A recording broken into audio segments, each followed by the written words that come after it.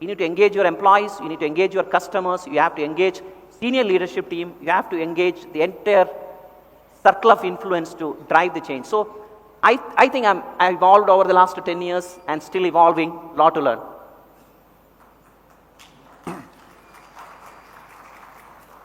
So this is online feedback. I don't have to say anything more.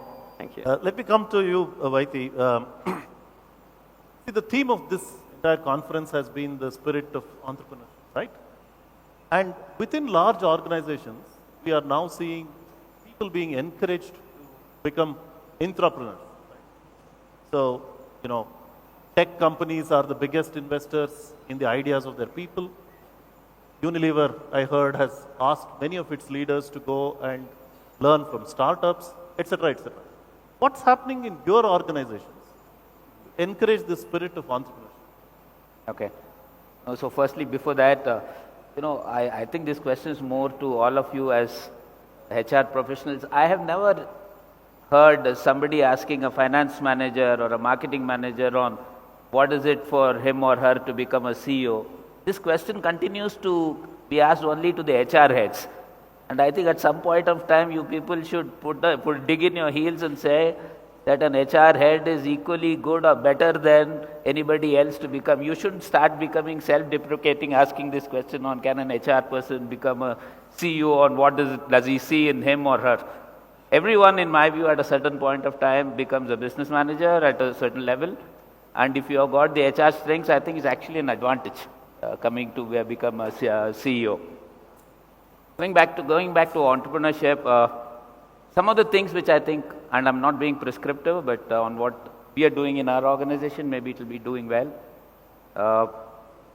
A part of the outsourcing strategy has to be done with startups.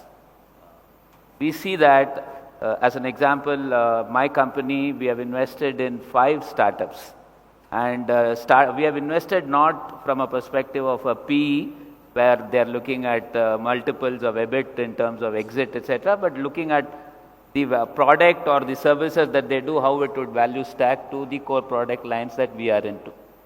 And we believe that engaging with startups has a reverse flow of the entrepreneurship which flows into the company in the way you think and the way you do, etc.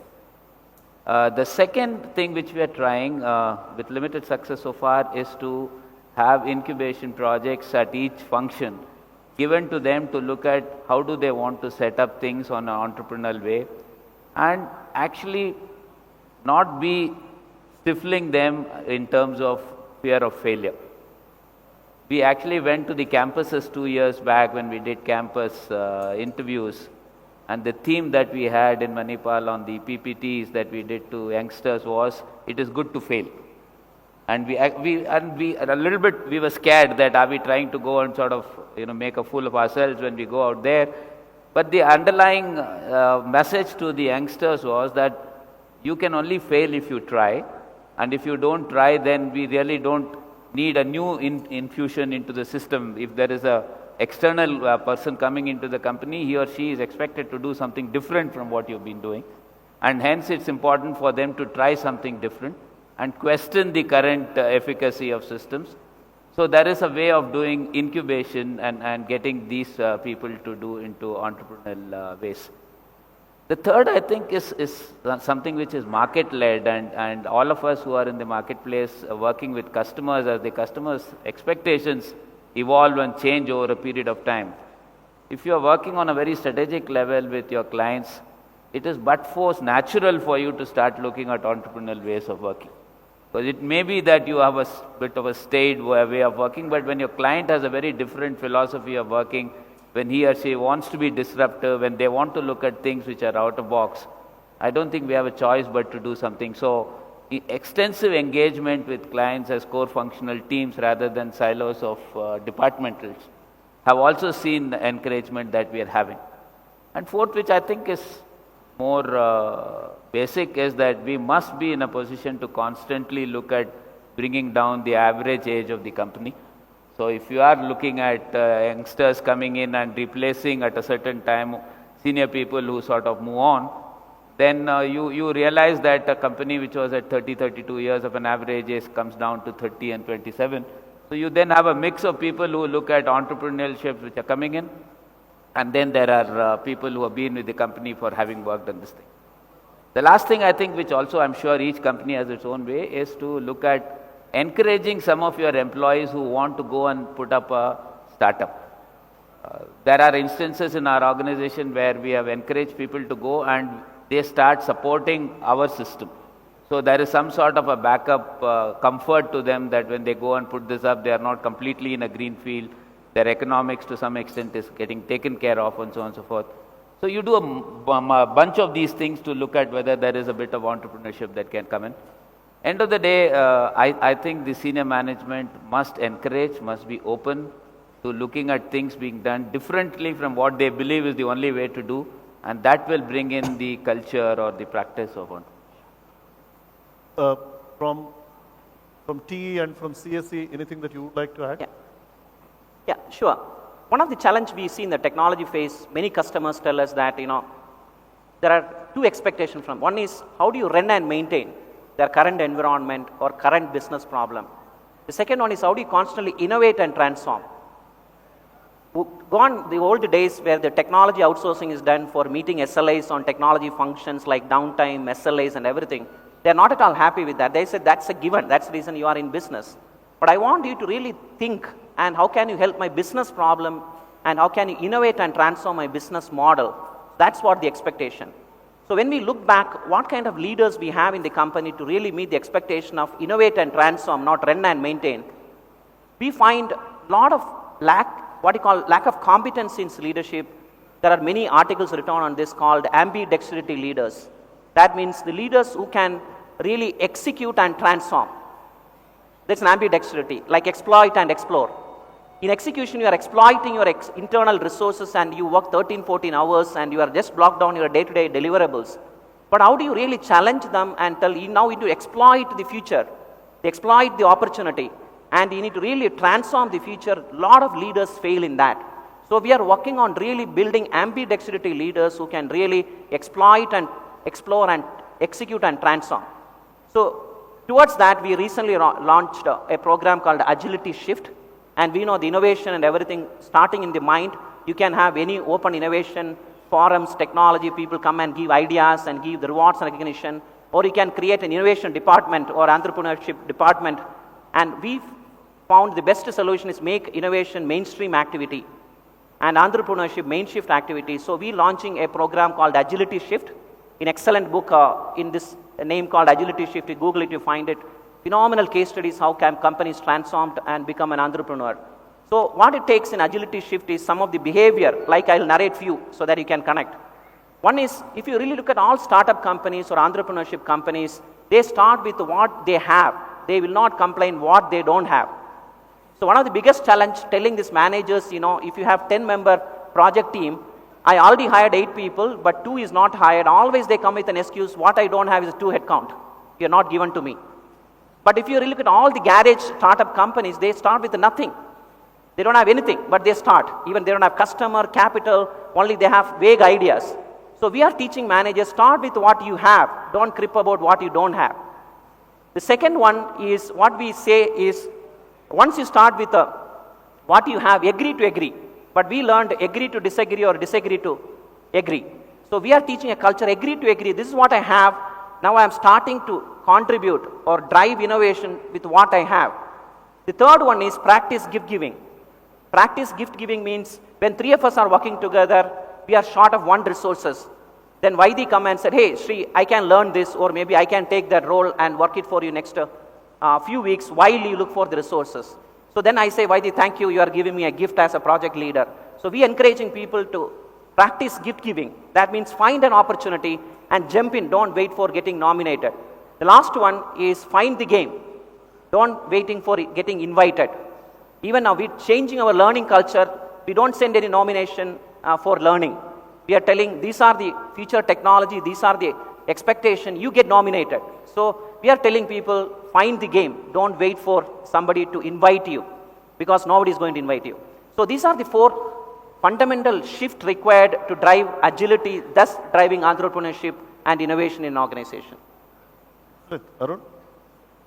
So the first one, and I'm taking a little different perspective on how to build entrepreneurship or intrapreneurship, as they call it, within the company. I believe that culture of inclusiveness helps build entrepreneurship. Because who are entrepreneurs? Entrepreneurs are people who are dissatisfied with their status quo. They spot where is the pain for a set of customers or users or consumers, and they try to create value by removing that pain in a different way. That's what they constantly do. So by very nature, by very definition, these entrepreneurs will be different from all the rest of the people who are doing the same thing. Now, if a conventional company, large monolithic company, which has got a strong culture of its own, it's very unlikely that an entrepreneur will be able to stand out in that culture and do something different. Only if the culture of the company is inclusive enough, which allows people to do different things, to stand out, and not being castigated for behaving differently or doing things differently, will there be entrepreneurship. So creating an inclusive culture which allows people to behave, do, measure things differently, that's the starting point, especially for a large company like us. And I think that's the key difference between the entrepreneurship in a startup or the new people who start new companies versus entrepreneurship within a large company. There are two other things. The first thing is autonomy, and that's something that our company is really trying to practice. I'm personally trying to practice that.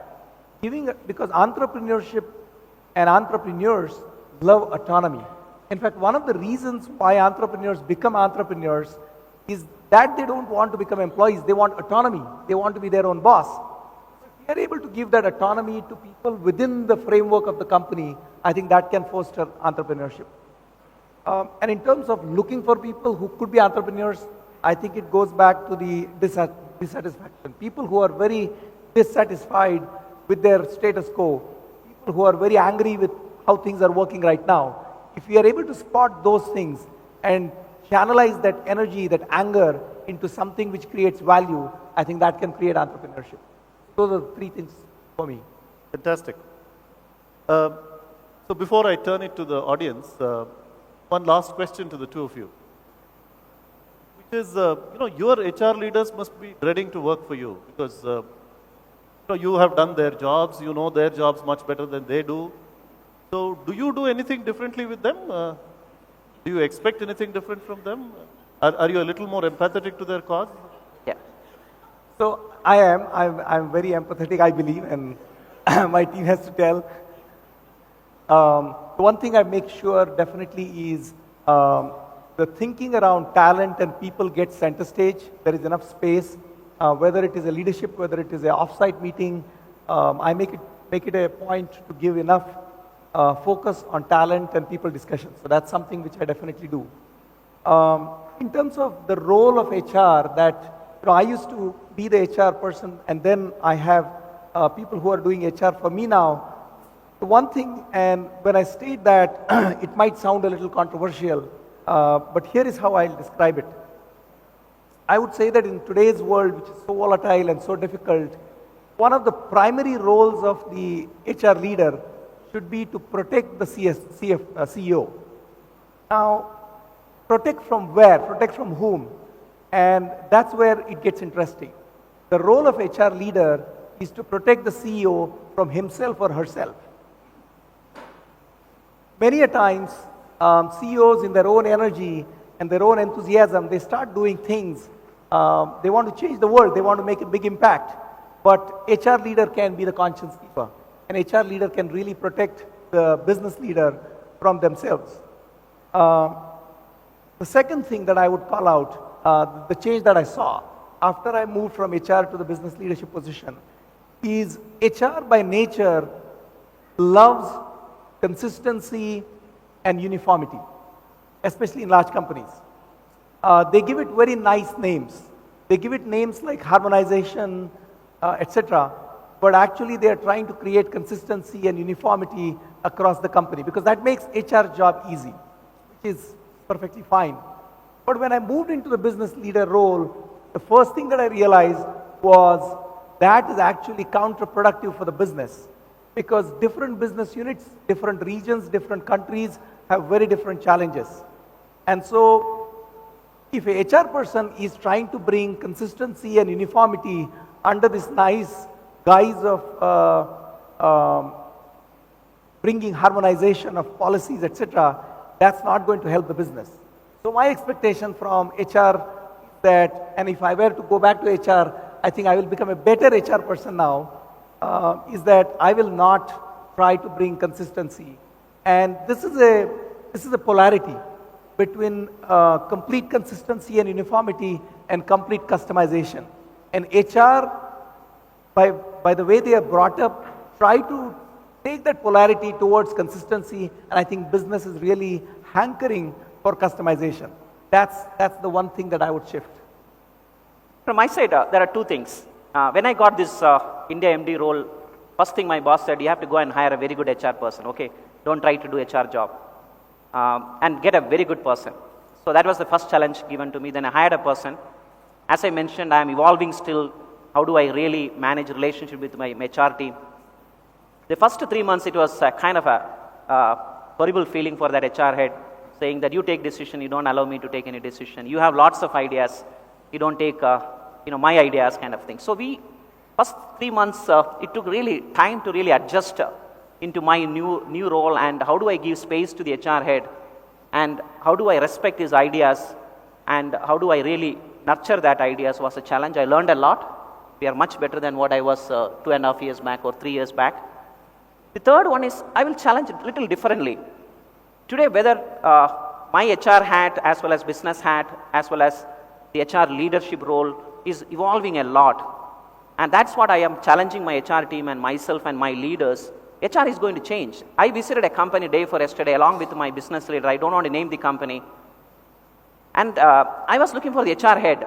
I thought HR head also will be there, but HR head was not there. Every decision in that company is made by business.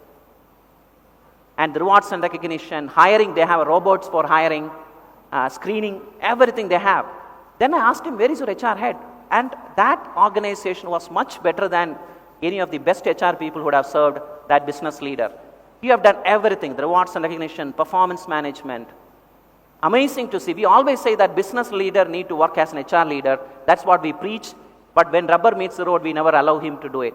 We create center of excellence among ourselves, and all the decision we keep within our center of excellence. We do not democratize that. So I saw an organization which really democratized the HR decision to robots and business managers to do it. Then you will ask what HR will do it. And HR will do it like converging this mindset, the soft side of the people, the psychology of the people. How do you make them change? How do you prepare this organization for future transformation? Not run and maintain like your performance management and everything. And don't do it for business, allow them to do it. But you really help them to transform the company in terms of culture, in terms of mindset, in terms of new business model, what HR need to play. So that's what I have come in terms with two of my colleagues are sitting there. They can vouch for that. I always challenge myself and my business leaders. How can HR evolve into the next paradigm, which is going to be completely different? We're going to talk to your people at lunch. Yeah, sure. So it's over to you. I'm looking at my watch. I think we have about 3 to 4 minutes, so possibly time for 2 questions. Anybody who wants to? I see a gentleman here. Could you get the mic to him, please?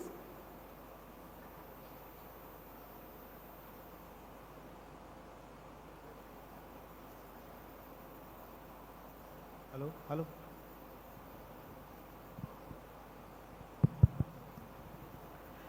Congratulate the team and round table. And Little really, louder. We are not able to hear. My name is Ramchandar Madela. I head HR for an e-commerce and analytics company. Very interestingly, I have actually seen Srikanth when he was telling about that he's running HR as a business, and that's a wonderful to see that.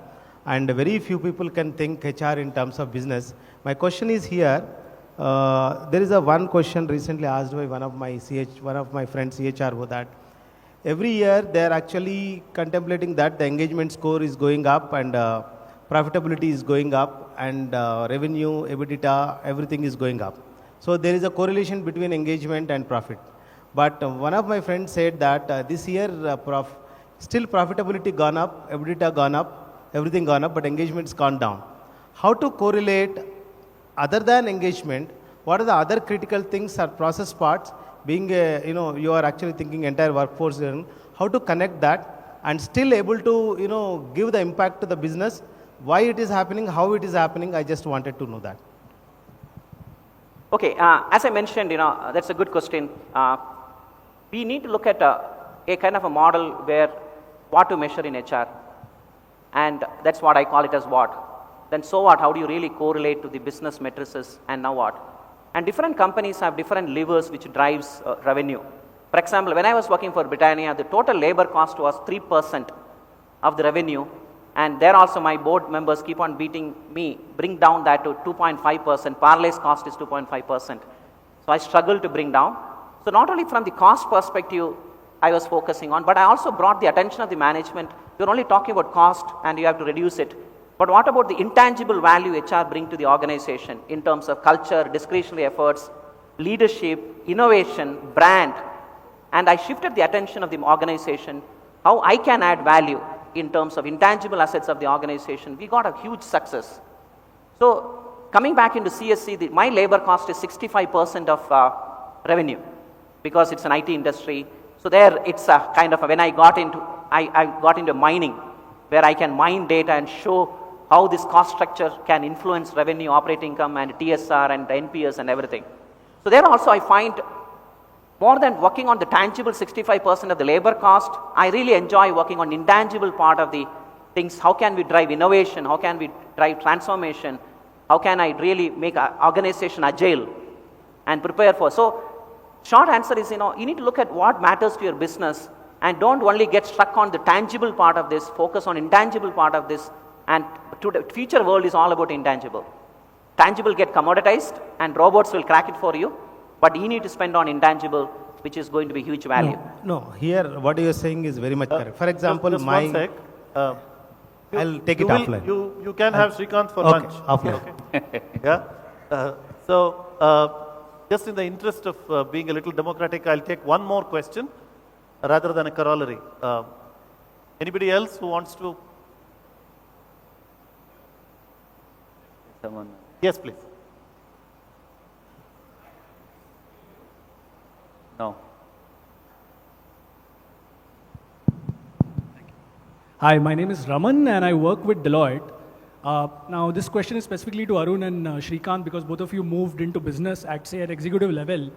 For entry level or mid-level professionals who are in HR right now, and in fact even yesterday Professor Ramcharan I think talked about HR people should do a business stint. At what level do you think an HR person should do a business stint? Should be at an entry level, at a mid-manager level, or a senior level?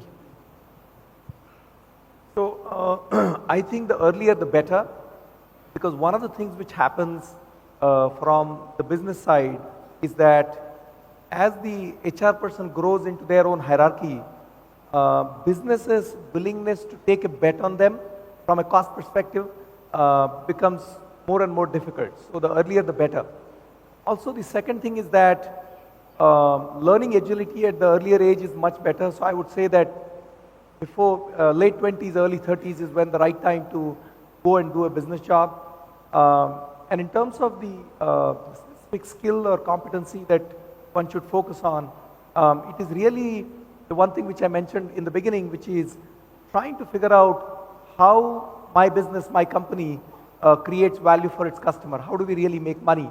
And then how can I do something which will help the business, help the company make more money, and that will equip the HR people to get there faster. Maybe, I don't know how many people from Toyota is here, they can connect with what I have been telling. After I left Toyota, all the leaders who took over the leadership HR role in India, they got rotated every 18 months. The spare parts guy came and ran HR, the HR guy went and ran sales. Now, Shailesh is running HR for Toyota India, he comes from sales background. And the HR head, Paddy Padmanabhan, is running the customer excellence program and service delivery for them. So there are companies who rotate HR people within business. Look for such companies if you are really interested. You really get greater exposure.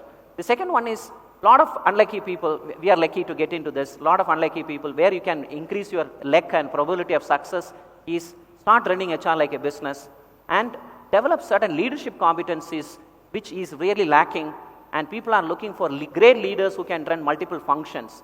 These leadership qualities are very, very essential, like business acumen, the ability to be agile, execution excellence, a lot of competency leader need to possess. I think early part of the career, please focus on leadership competencies, not too much on functional. Of course, if you don't have functional, you never get it's like a passport, and leadership competencies is like a visa. First, you need to have functional experiences, but develop leadership competencies, including business acumen, very early, and definitely you can increase the probability of success or luck. Yep. Excellent. I'm not going to venture a summary for such a rich and varied discussion that we had. So I'm going to draw the session to a close and hand it back to you, Raj. Thank you very much for being a very patient audience. All right, very interesting, and thank you so much for being here this morning. In the interest of time, I'm not going to wrap anything up as well, but to basically thank you for being here, and let me invite Siddharth, who's the General Secretary of NHRD Network and the Head of HR for Spar Markets, to hand over a quick memento to you.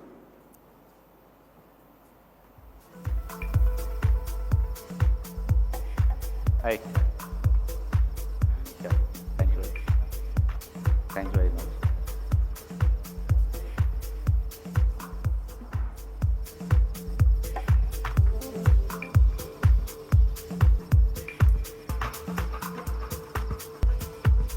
Thank you.